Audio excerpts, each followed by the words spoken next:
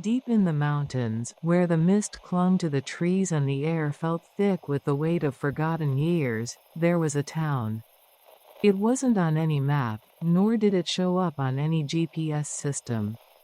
Some said it had been abandoned long ago, others whispered that it had never truly existed. It was called Eldridge, though once bright and welcoming, had long since faded to a dull gray. Its streets, lined with cobblestones and overgrown ivy, wound their way between empty shops, unlit lampposts, and homes where curtains fluttered in the wind, though no one could remember the last time they had seen a resident. Time in Eldridge had stopped moving, as though some unseen force had pressed pause on the town, trapping it in an endless loop of what could have been. Caroline, a young woman who had always been drawn to the unknown, found herself standing at the edge of the town one summer evening. She had heard stories, rumors really, of a place untouched by time. But those were just whispers, the sort of tales you'd find in a dusty library or on the lips of the local drunk.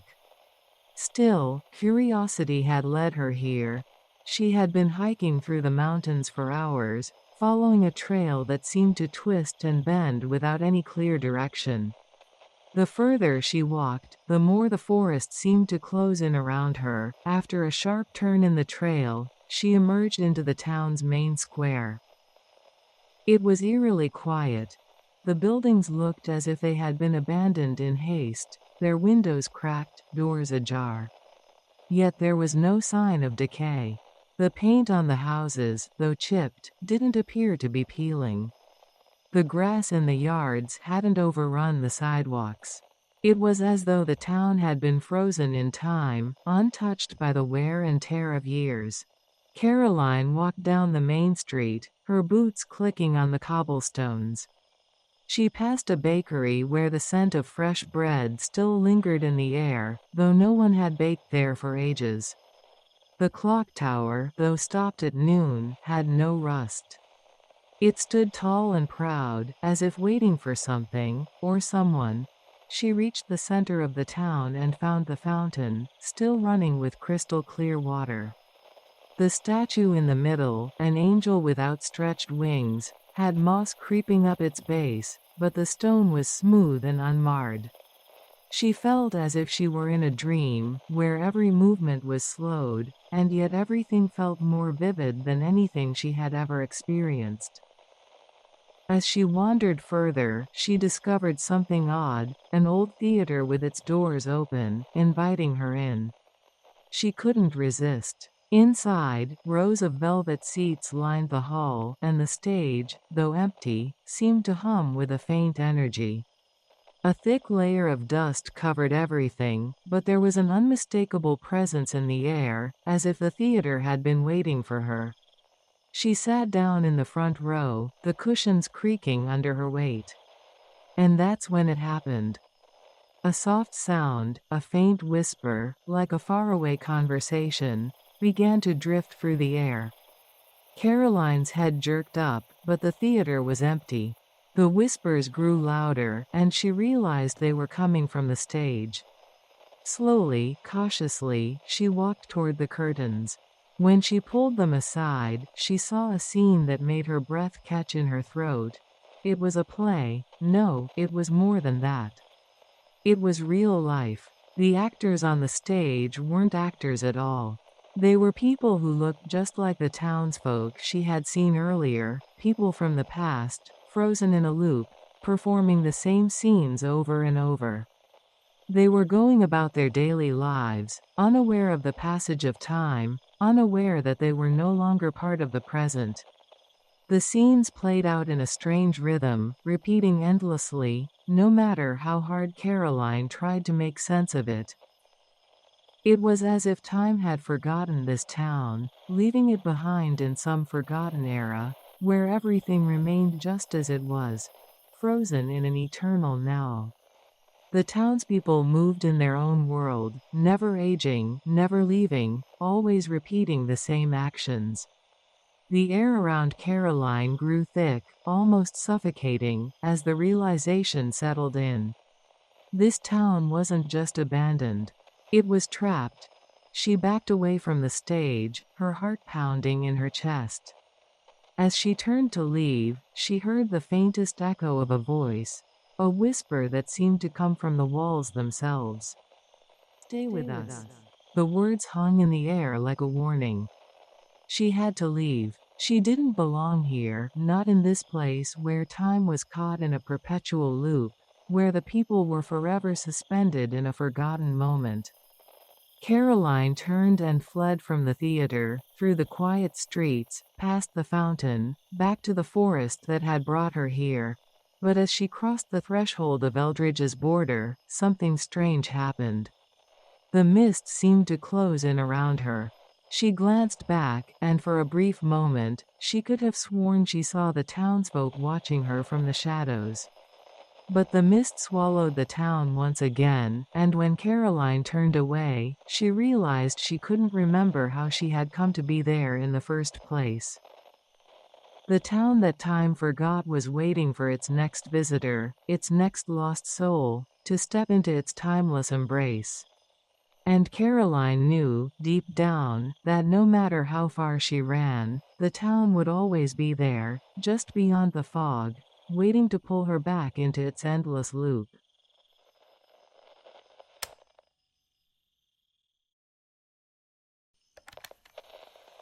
The sea was angry that night, its waves battering the small fishing boat as if it were a toy. The crew, James, the captain, Lucas, the deckhand, Charlie, the cook, and young Tom, the apprentice, fought against the storm with every ounce of strength they had. But the jagged rocks hidden beneath the churning waves had no mercy. The boat's hull shattered, and the men scrambled onto a nearby reef as their vessel sank into the dark abyss. The storm left as quickly as it came, leaving behind an eerie stillness. Thick fog enveloped them, muffling the sound of the waves and isolating them from the world. As they shivered on the wet, jagged rocks, James spotted a faint glow in the distance, a beacon cutting through the haze. "A lighthouse," James said, pointing. "If we can get to it, we might find help." The men agreed, and with the remnants of their strength, they climbed into a lifeboat and paddled toward the light. The fog clung to them like a living thing, cold and damp. After what felt like hours, they reached a narrow strip of land. Rising above the rocky shore was the lighthouse, its beam slicing through the mist. It looked ancient, its white paint peeling and its iron railings rusted. The windows were dark, and the door hung slightly ajar, creaking as it swayed in the wind. "Where's the keeper?" Lucas asked, his voice uneasy. James pushed the door open, revealing a dusty interior. The air was thick with the smell of salt and decay. Inside, they found the keeper's log on a small desk.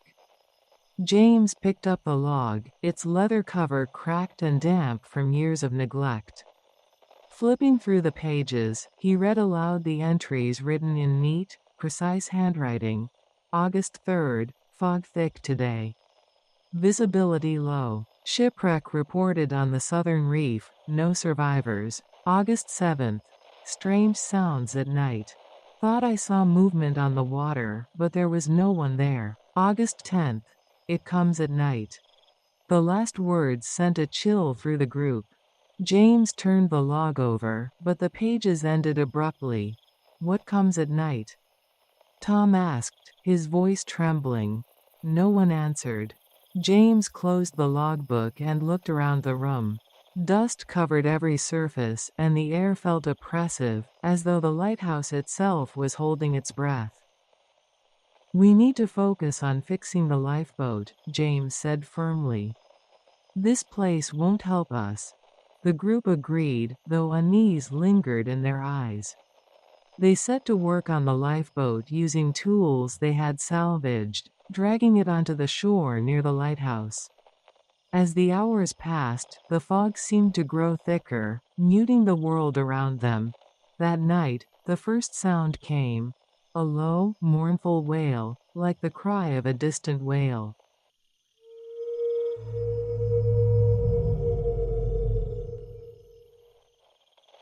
Lucas froze mid-hammering, his face pale. "Did you hear that?" he whispered. They all nodded, standing still as the sound came again, closer this time.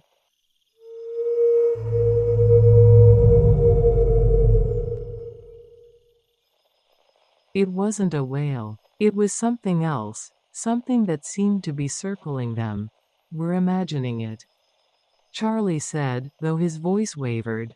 But they weren't. By midnight, strange noises filled the air, splashing from the water, scratching against the rocks, and faint, guttural whispers none of them could understand. Then Lucas disappeared. They noticed his absence when the sun began to rise. His tools were still by the boat, and his jacket lay draped over a rock.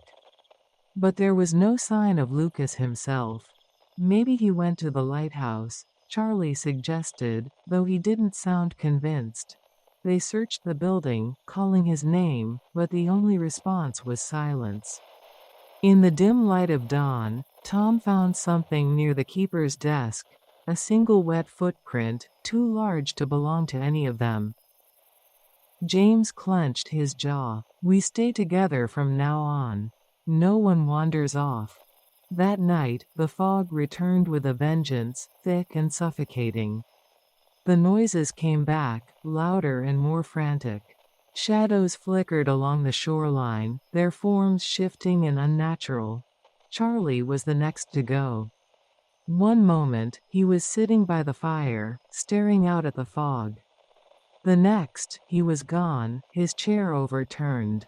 James and Tom searched frantically, but there was no trace of him, only the faint sound of splashing water in the distance.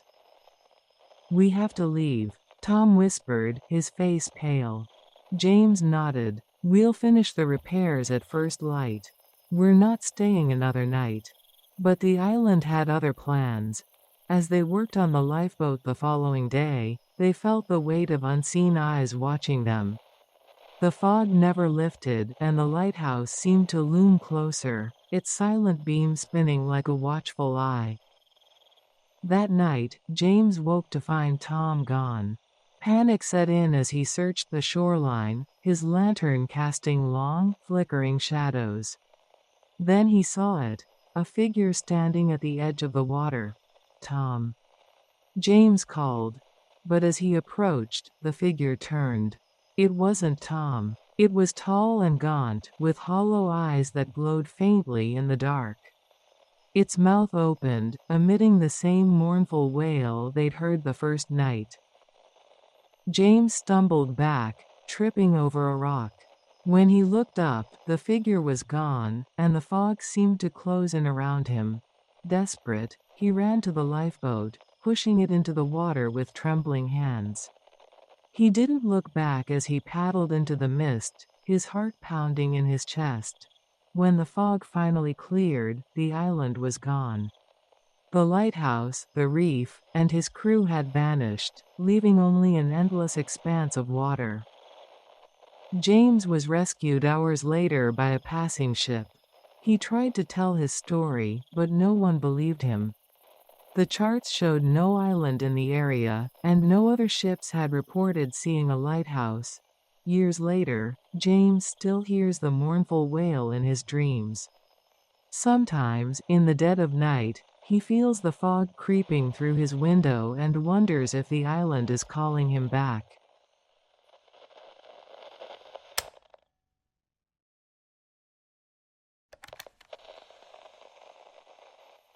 Detective Ethan Gray was used to strange calls, but this one felt different.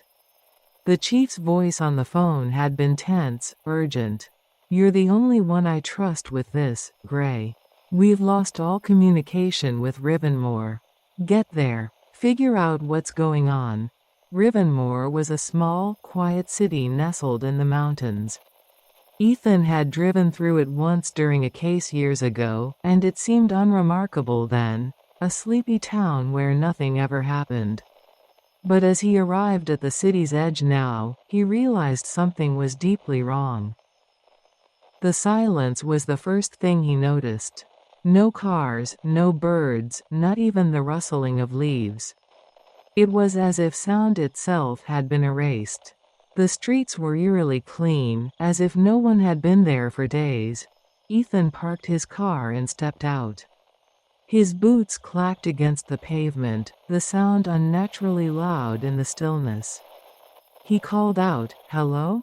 Anyone here?" But his voice seemed swallowed by the air, leaving no echo. As he walked deeper into the city, he saw signs of life, or what should have been life. Shops were open, lights flickered in homes, and steaming cups of coffee sat abandoned on tables.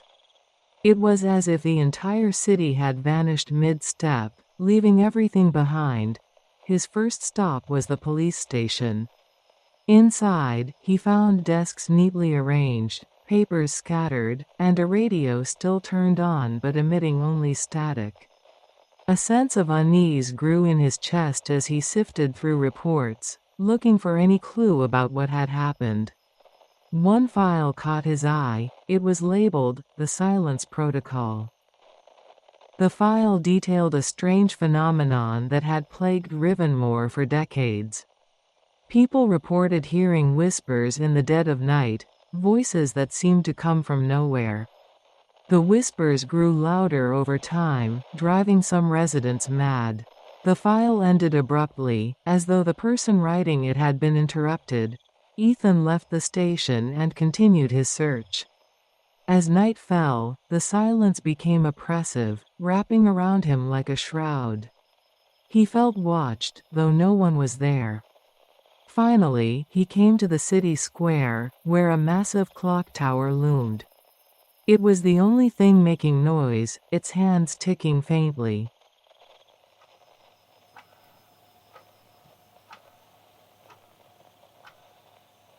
Beneath the tower, he noticed movement, a shadow darting behind a bench. "Stop!" Ethan shouted, his voice jarring in the quiet. The figure stepped into the light, and Ethan froze. It was a young woman, pale and translucent, her eyes hollow but sad. "You shouldn't be here," she whispered, her voice barely audible. "Who are you? What happened to this place?" Ethan demanded. The woman hesitated, then pointed toward the clock tower. "The answer is there, but you may not like what you find." Ethan climbed the tower, each step echoing unnaturally. At the top, he found a room filled with dusty equipment and an old ledger.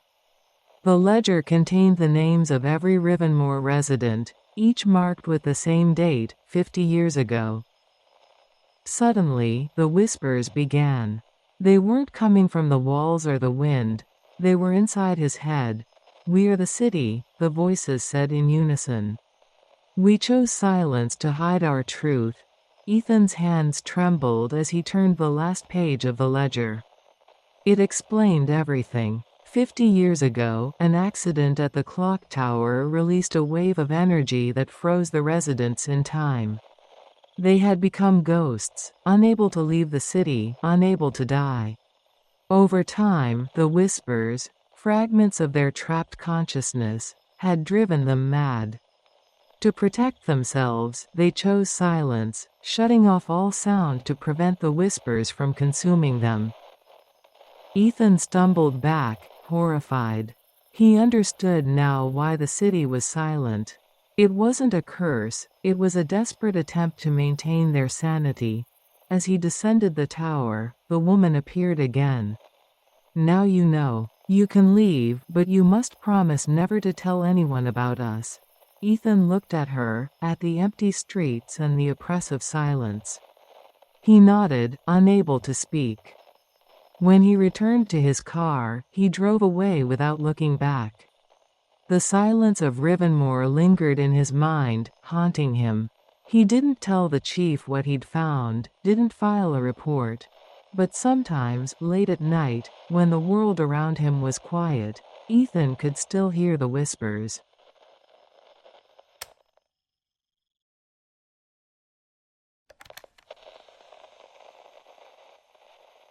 The sun was setting as four friends, Mia, Jake, Lauren, and Ethan, trudged deeper into the dense woods. The Whispering Woods, as locals called them, had a reputation.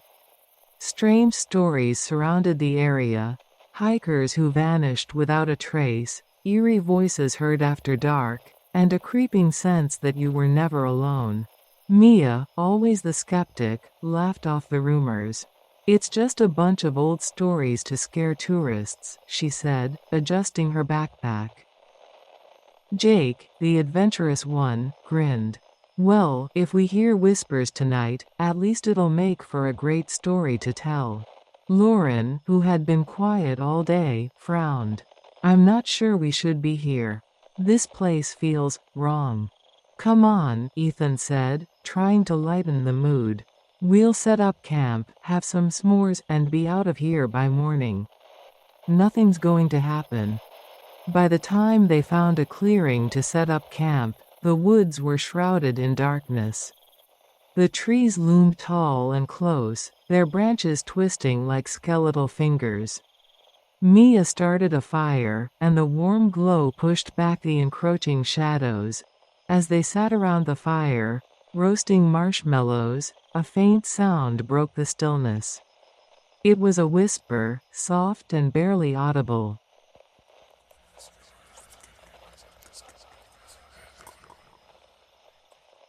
"Did you hear that?" Lauren asked, her voice tense. "Hear what?" Jake said, laughing nervously.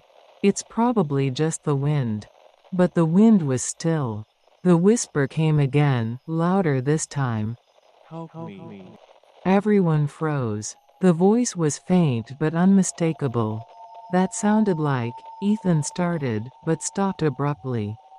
"Like me," Lauren finished, her face pale.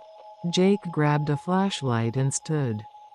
"It's probably someone messing with us. I'll check it out."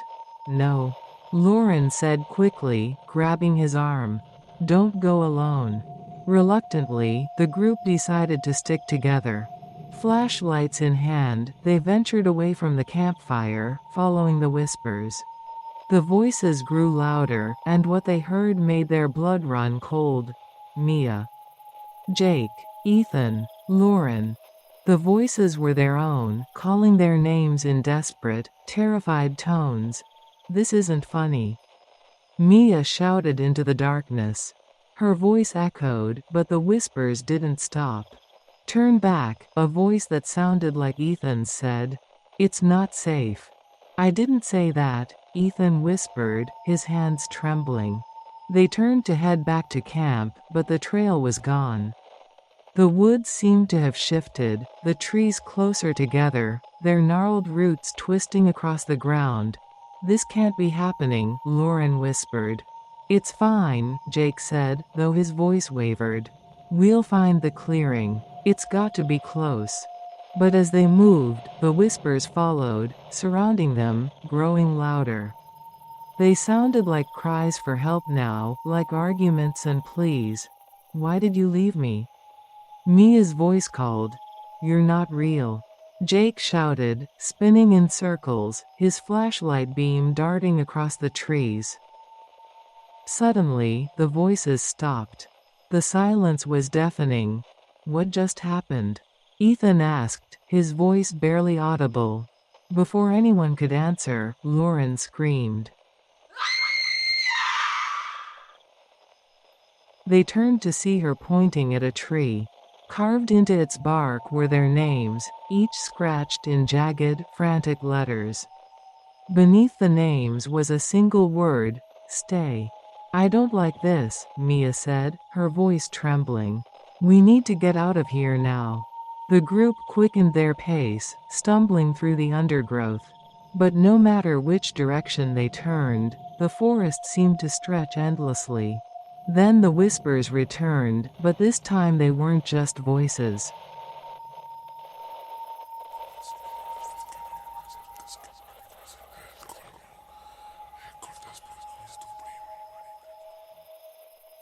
Shapes began to emerge in the shadows, flickering in the beams of their flashlights. twisted, humanoid figures with hollow eyes and mouths that moved soundlessly.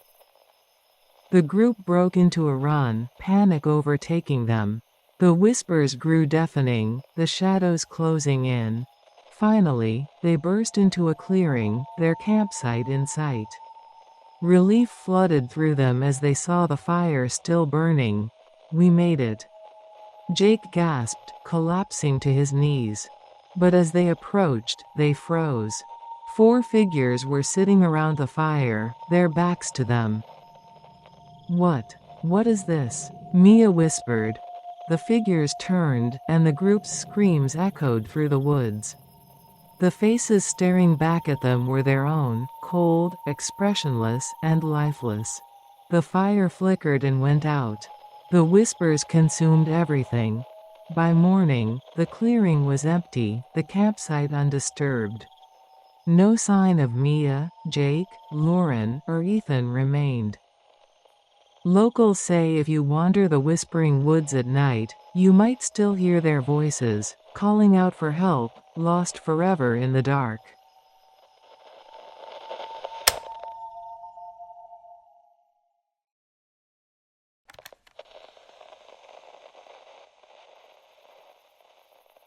The wind howled through the empty streets of Ashford, a small village locked in the grip of an endless winter. The snow piled high, and the cold seeped into every crack in the walls. It was the kind of cold that didn't just freeze your skin, but made you feel cold inside, as though your very soul was frozen. Tonight, the village was preparing for the winter feast, a tradition meant to help them survive the long, cold nights. But something was wrong. The night felt different, heavier, colder, as if the earth itself was holding its breath. Eleanor, the village healer, stood at the edge of the square, looking toward the dark forest that surrounded the village. The trees were bare, their branches twisted and black, stretching toward the sky like fingers. "Something's wrong," she whispered to herself, shivering despite the warm fire crackling in the hearth. David, a young man from the village, looked at her. "Where's the firewood? The others should be here by now." Eleanor's eyes darted nervously toward the dark forest. She felt a deep unease, as if the trees were watching her. The fire flickered and popped, but it did little to warm the air around them. "We need to keep the fire burning," she said quietly. "The night is too still. The cold is coming, and it's not just the usual winter cold." David looked confused, but he didn't question her. They both knew the village had seen many harsh winters, but this one felt different. Suddenly, the ground trembled, just for a moment. A strange silence filled the air, like the world had stopped moving. Then, the howl came. It was different from the usual wind, higher, more piercing, as if something in pain was screaming from far away. It grew louder, closer, until it felt like it was right outside the village. Then came the knock at the door, 3 hard raps that cut through the silence. David jumped, his eyes wide with fear. Who could be out there in this cold? Eleanor's heart raced. She felt an overwhelming sense of dread. She stepped forward and slowly opened the door just a crack. The cold air rushed in, and she saw nothing but blackness, stretching endlessly across the snow. A voice, smooth and cold, whispered through the crack in the door. "I've come to collect what is mine." Eleanor's blood ran cold. She knew that voice. It was the voice of the last witch of winter, the legend told by the village elders, the one that every child grew up hearing about in hushed tones. A witch who made a deal with the village many years ago, offering warmth for their survival, but at a terrible price. The door swung open violently, and there she stood, the witch. Cloaked in snow, her skin as pale as ice. Her hair flowed around her, white and shimmering, like it was made of frozen stars. Her eyes were dark as the coldest night, and they glowed with an icy hunger. "You owe me your warmth," the witch said. her voice as cold as the wind itself. And tonight, I collect. Eleanor stepped back, feeling the room grow colder with every word the witch spoke. The fire in the hearth flickered and went out, leaving them in total darkness except for the pale moonlight that shone through the windows. The air grew colder, and Eleanor could see her breath, thick and white, hanging in the air. "No, we've paid." David started to speak, but his voice caught in his throat as the witch raised one hand. "Not yet," she said. With a flick of her wrist, the room seemed to freeze. The walls were covered with frost, and the air became unbearably cold. Eleanor could feel the chill digging into her skin, into her bones. She took a step back, trying to think, trying to find a way out, but there was no escape. "We didn't forget. We." The witch's eyes glowed brighter, and her smile widened, cold and sharp. "You did forget. But I never forget. I have waited for this moment." The shadows in the corners of the room began to shift, twisting into shapes that seemed alive. They were dark, formless creatures, made of mist and ice, moving toward the villagers, surrounding them. David screamed, but his voice was drowned out by the witch's laughter, which echoed through the walls, cold and terrifying. Eleanor stumbled backward, her legs giving way. She felt trapped, helpless. There was nothing she could do. She whispered a prayer, but she knew it was too late. The witch had come to collect the price that had been forgotten for too long. With another wave of her hand, the witch spread the frost further, until the entire room was covered in ice. The cold was unbearable, and the village seemed to freeze in time, caught in an endless winter that would never end. The last thing Eleanor saw was the witch's cold smile as the light of the fire was extinguished forever.